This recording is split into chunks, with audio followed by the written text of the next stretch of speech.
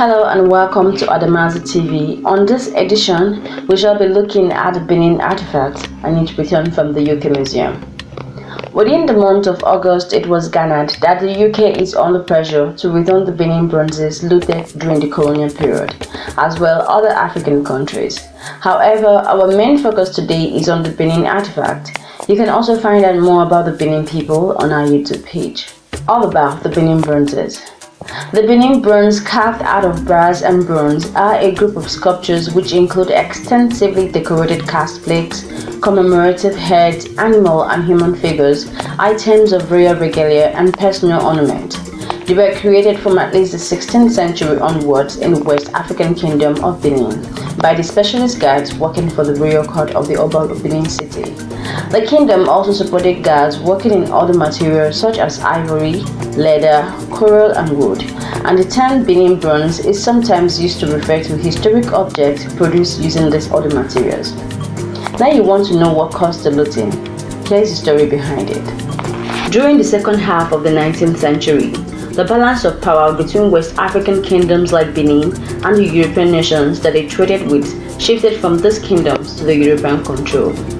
In the late 19th century, industrialized European nations, accompanied by new military technologies, began to show off technological power across the African continent. This political and commercial movement developed into the territorial land grab known as the Scramble for Africa.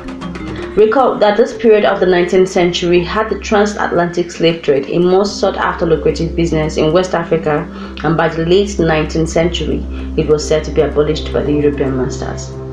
In January 1897, an allegedly peaceful but clearly provocative British trade mission was attacked on its way to Benin City, a reason considered to be born out of distrust and trading disagreement, leading to the death of 7 British delegates and 230 of mission's African carriers. As a comeback, Britain triggered the launch of a large-scale retaliatory military expedition against the Benin Kingdom, a war that was justified after it ended.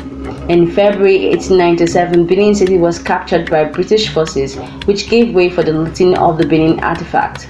The looted object includes more than 900 brass plaques, dating largely to the 16th to 17th century, found in a storage room within the palace. Having previously decorated the palace walls, these plaques were key historic records for the Benin court and kingdom, enabling illustration of historic practices and traditions.